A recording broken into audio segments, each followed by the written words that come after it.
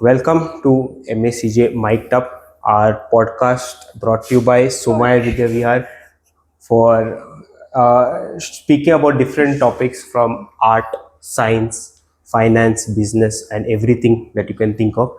And today we've got Esther who is here, and Esther will speak to us about stress and its impacts. Esther has worked as a professor in Wilson's College and is currently working in Tata's. Yes, where she is treating youngsters and patients. I'm not treating. Oh, you're not treating. Okay, sorry, my bad. Yes, you're not treating. But you're. I'm a psychologist. I work at Tata Memorial Hospital. Okay. So, so basically, I was looking at stress as a good thing because I know that you have taken sessions on stress for youngsters. Okay. So I was thinking, like, when you think of stress, many people feel like stress is something when you are overworked, or when you feel overworked, then it's stress, or when your pulse is high, that's when you're stressed. But are there really indicators of stress, or like, is stress something that is general, everyone faces it, the good stress, bad stress, or it's just like only when we are overworked that is called stress? Okay. So, stress, when you look at stress, it's basically some sort of strain, some sort of stimulus that is affecting your reaction, right? It's bringing out a reaction in your system. So, when we look at stress, we look at some sort of change that you are experiencing, right? Now, everyone experiences stress. Now, and you were also speaking about good stress and bad stress, right? So, we use the terminology eustress and distress. So, eustress is positive stress, and distress is what we usually generally call stress, and we look at it as a negative thing, right? So when we're looking at stress, we're looking at coping, we're looking at adaptability, and we're looking at an individual's resources that they have to deal with the situation at hand. So everyone experiences some sort of change. Even doing any sort of task, you don't know what you're going to come across. You don't know what changes you're going to come across or face while you are doing a task, right? So while that happens, you quickly adapt. So your capacity, when we experience stress, your capacity to adapt and deal with it and find solutions to that problem is what we look at. And in a way, we look at your resilience to deal with that, right? So eustress is a good amount of stress, which motivates you to do something. So everyone experiences that. So the stress when you feel when you are giving your exams. Some way, without that stress, you're not motivated to even study. Right? So that's a good amount of stress that a body that you need to experience. So you push yourself to work a little more better. But when we look at negative stress, it's a lot about control, right? It's a lot about how much control you have over the situation. So in eustress, you have a good amount of control over the situation and you can deal with the situation. But when we look at negative stress and what we call as distress, what happens is you have limited amount of resources, which makes you feel like you're out of control. And then there's like a pile up and your brain is like, oh my God, what's happening? And then the capacity to deal with it. And because you start overthinking, the capacity to deal with that stress becomes a little out of your hand, and then you feel like you cannot deal with it. And then there are other things, there are other reactions that happen. But now, okay, so you're talking about coping mechanism. But like when we talk about coping mechanism, generally, like when I watch on YouTube, they're like, okay, use this method to cope with stress, or these are the effective ways to cope with it. But I feel like probably stress is varied at different levels for different people. Like some guys would be more stressed out with a particular task, but the same task given to another guy would be less stressful. Right. It would still be stress. I mean, there would still be some distress, but then it is a little less as compared to someone who probably is new to the situation. So then coping mechanisms also, I feel, should be personally shaped up. I don't think it is general norms. Are there general norms and personal? Right. So in the general idea, meditation, right? Doing activities that you have interest in are usually things that help take your stress out. But now something you like, an activity that you like, and that activity that interests you is not something that I may like. And it's the same thing when it comes to dealing with stress, right? When we're talking about resources, you have a certain set of resources, you have a certain set of skill sets that have somewhat made your person, right? So when we look at exam stress, if for that matter, right, you deal with exam differently, I deal with exams differently. The amount, I need a little bit of stress. I don't study until, like, say, the day before, and that kind of stimulation is something that I need, my system needs, so that I am active that way. But maybe you are someone who needs to start preparing from, say, 2-3 days in advance, or maybe even a week in advance. That is your way of dealing with it, right? So when we're talking about coping, it's a lot about recognizing your strengths, your resources, and your ability to deal with that situation at hand, right? See, in your daily environment, there are tons of things that are happening.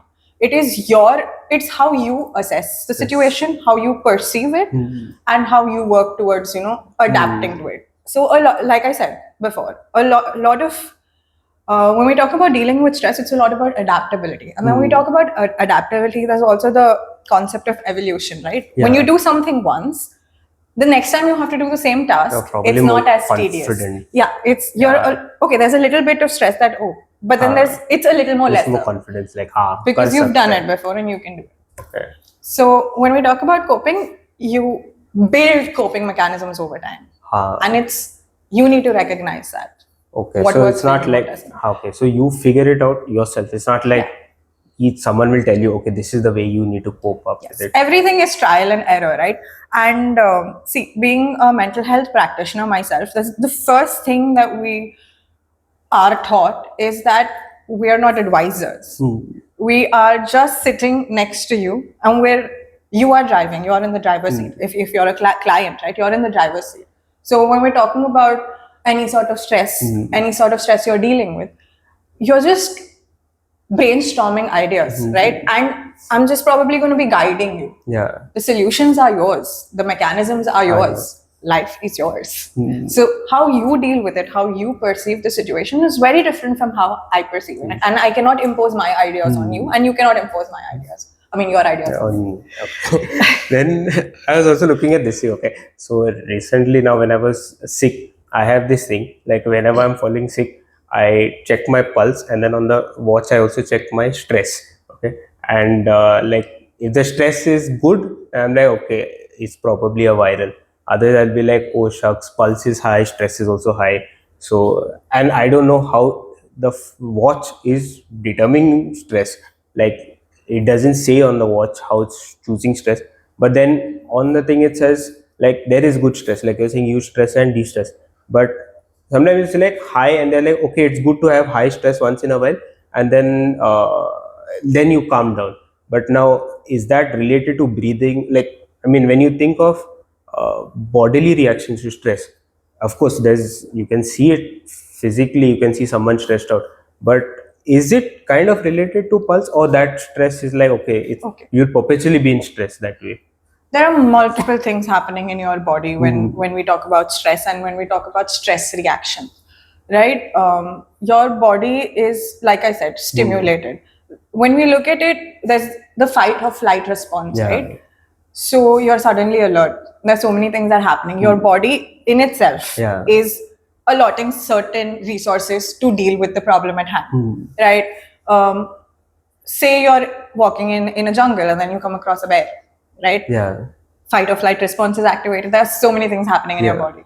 You run, you decide what you want to do, you look at your responses. I mean, your faculties are so heightened that you're assessing the situation as you're running as well, right? So your body is allocating resources and prioritizing where the resource needs to get allocated. Now, heart pumping quickly, sweating, all of that are mechanisms for your body to function well during that situation, right? Your heart rate getting high, your body is pumping more blood in your system so that there's more circulation. Sweating, it's also simultaneously trying to, like, cool your system down so that there are multiple things happening at once. So there are the biology of stress. There's so much happening, right? you feel like a rush, and there is Adrenaline rush. yes. So there's so many things happening in your system, and then that many resources are being like allocated in different ways. So you feel a lot of things. I mean, when we talk about bodily reactions to stress, over time, what happens is you feel like this tingling in your gut. And a lot of people who deal with headaches, a lot of people have body pain, and a lot of tension in your shoulders and things like that. Some people that I know of, me included, um, experience some sort of gastric issues as well, right? So there are different reactions because your body is dealing with so much. Over time, your resources are getting exhausted. So when we talk about stress, there is this one theory that is always in the forefront in my head is the general adaptation syndrome, right? Given by Hans Seeley, right? Talks about the alarm stage, he talks about the resistance stage and exhaustion stage. So alarm stage is where your responses are heightened. Resistance stage is where you use your coping mechanisms to deal with the situation at hand. And then there's exhaustion. Once everything is done, then your body's cooling down, settling down, and then what happens over time is when your body is constantly in stress, right? What happens is it skips steps. From alarm, it directly goes to exhaustion because your body is so worked up. Right? You're constantly dealing with stress again and again and again. It doesn't figure out, okay, it needs to cope. Exactly. There is where burnout happens, right? There's so many, you cannot expect your brain to remain so active at all times. In a stressful situation, you know how many things you are analyzing and reanalyzing, right? But just imagine someone who's going to multiple stressors all at once, right? You are going to get exhausted. Your system is going to be done for. So what happens is over time, your body also reacts in different ways, and it gets difficult to handle because that is where you understanding, and that is where recognizing your limits becomes very important. Knowing where your saturation point is before you even reach there is something that's very important. And taking breaks, right? Sometimes we just go in all out, don't take care we have the energy right now, so we don't think about everything else, like that rush that you feel, right? So we don't think about anything else, and we're just like ready to go. But how long can you keep doing that? At some point you're gonna breakdown. Yes. Then okay, another, I had a very weird question, you might find weird, okay, is like, okay, so there's this theory that is there: the more cluttered your desk is, the more cluttered your mind is, the more worked up you get, and the less cluttered it is, less cluttered your mind is, the less. But the thing is, I prefer clutter, so I like organized mess. I know where my stuff is, but it looks like a mess to everybody else, and it gives me that stress, like, okay, so I can start working, and I like to work with multiple projects. But someone who comes to my desk and looks like, oh shucks, there's a lot of mess, they would probably get more worked up and be like, I cannot deal with this, I need clear space. Exactly. So, everyone's way of working is different, right? So I totally understand, the organized mess.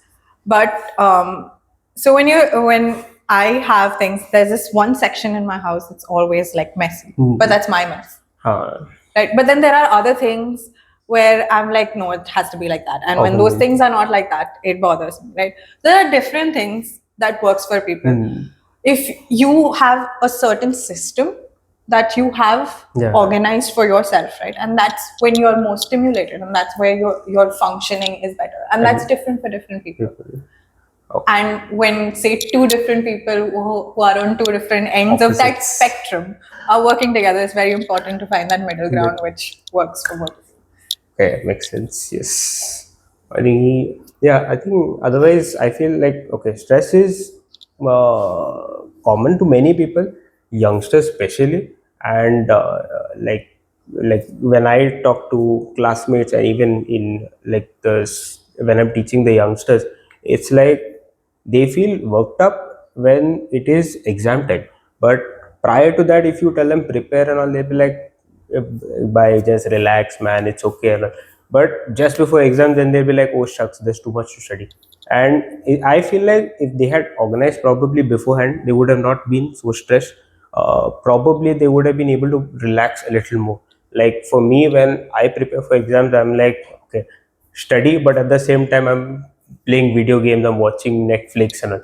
So people will think like as if I'm a big brainiac, but I have just organized it way beforehand. And I feel like, I mean, that could be a universal thing. Like if you kind of organize it beforehand, you are not stressed at the last minute. But I mean, this is commonly I've seen. It's not like I've never seen someone who thrives on last minute study unless they are really studying and then they break down uh, midway through their exam and they're like, okay, by now I'm fallen sick. So, like, are those universal principles there so that you don't really build up on stress? While stress is subjective to each person, I think these things kind of become objective in a way, like some sort of planning beforehand. Uh, Right. So this is where I'll go back to talking about control, right? Stress is good when you have control over the situation. हाँ, The moment you don't have that control, then you're all over the place. You don't know what to do, right? Although there are 10 solutions in front of you, it's a mess because you cannot focus on that one solution that's right there, Yeah. right? It's like, you are looking for your specs. It's right in front of you, but you don't find Find. it. And that's bothering you, right? So it's about control. It's about how you deal with it. Another thing is how what you recognize works for you, right? It's very important. So now when we're talking about youngsters, um, it's not easy to work with youngsters, right? You give them, I mean, even there was a time when my parents would tell me do this and I would be totally against it, right? So when it comes to youngsters, they want to do the exact opposite of what you tell them. So first thing, letting them know that they have the control over the situation becomes a major thing that works probably in their favor. And at the end of the day, coming to that, for them to come to that realization that what is my priority and how do I work with it is something like you directly giving them advice might not sit right with them. Yeah. But you helping them find what works for them is something that might, that's where people in two extremes finding that mid ground is makes what we're sense. talking about. So when it comes to youngsters, you have a plan, right? You work for some time, then you play video games, Yeah. and then you work again. Okay, now when you look at that picture, you are constantly stimulated. Yeah. But then the stimulation is different, Hmm. right? Game, the stimulation is also relaxing you in some Yeah. way. So, not when we spoke about alarm, resistance, and exhaustion, right? You cannot do everything at once. Yeah. So, you need to allocate your capacity to different things in a way that it will work for you. So when we're talking about exam, you need to understand that what is your capacity to study and how do you want to ration it. Okay. It's about perception, how do you look at the situation. It's about control, how you manage. It's about how you allocate and ration your resources in the way that works best for you. Makes sense. Yes. Thank you so much for all the sharing on stress and its impact. The important key points are like, okay, that eustress and de-stress. I think the understanding of de-stress has always been letting go of stress, but understanding like with de-stress is actually negative stress and eustress is more positive. So, distress and de-stressing are two DIS and different DE. things, Okay, right? okay. So you calming your system down, I think that's what you are DE, talking about, yeah. right? We're talking about de-stressing. Yeah. That you're doing things that work in your favor, things that interest you. Sometimes a little bit of stimulation. So a lot of people, when they're stressed out, prefer physical activity. A lot of people, when they're stressed out, just prefer to just sit, take a break, take a pause, and just do nothing. So it's That important is de-stress. yeah, DE. exactly. It's important to find what mechanism works for you. There is again meditation, relaxation techniques.